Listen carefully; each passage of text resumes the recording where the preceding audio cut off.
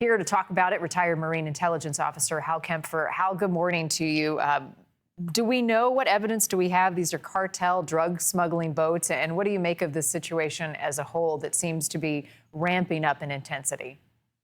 Well, Marty, what they have is they have a certain protocol that they go through. They look at the boat. They probably got other intelligence that feeds in. Could be signals intelligence, could be satellites, could be other things that are involved. Could be human intelligence, and they have a pretty good idea of what the boat is. And then they do a confirmation, obviously, to see what's in the boat, and they can usually tell from the air what is in there, whether it fits the profile of a drug running boat. And at that point, they make a decision, and they're treating the drug trafficking organizations like terrorist groups, kind of like what we did with ISIS and Al Qaeda. So when they see them operating, they obviously our policy is that we strike them.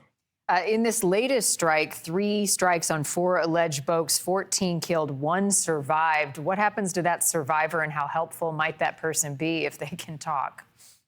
Well, Marty, it's interesting because that area is actually, even though the U.S. did the search and rescue protocols, that area under the international system is actually under Mexico's search and rescue system.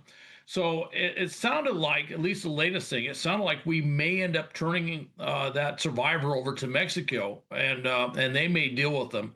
You may recall we had 2 survivors from a strike in the Caribbean. We ended up turning them over to Colombia, which strangely they ended up being released.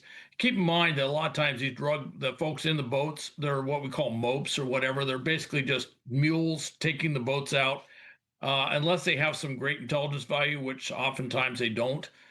There's really not much value in doing much with them. What are your thoughts, Hal, on the U.S. warships in the region, particularly the Caribbean right now? The amount of personnel, the submarine as well, and just the manpower and military might that we're seeing. Well, it's pretty impressive. You know, we have an amphibious ready group out there with a Marine Expeditionary Unit.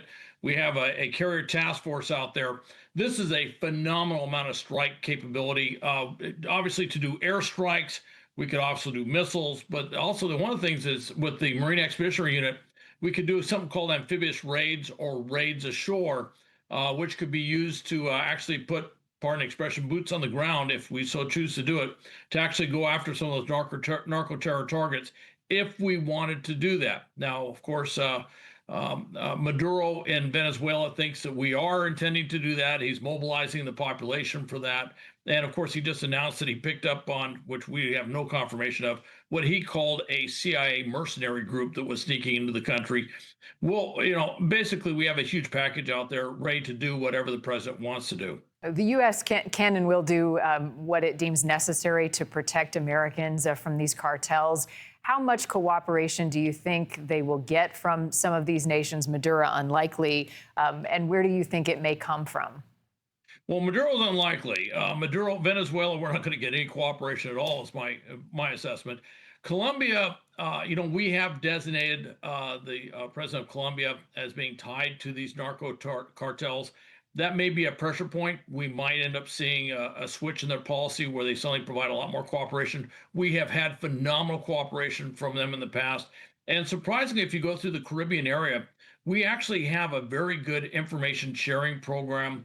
We have a multinational intelligence capability out of Key West, Florida, which allows for coordination. So we may get a lot of coordination or cooperation. And Trinidad and Tobago is actually hosting one of our ships and appears to be providing tremendous support for the task force that's afloat. Appreciate your perspective. Hal, always good to see you. Thank you. Thank you, Marnie.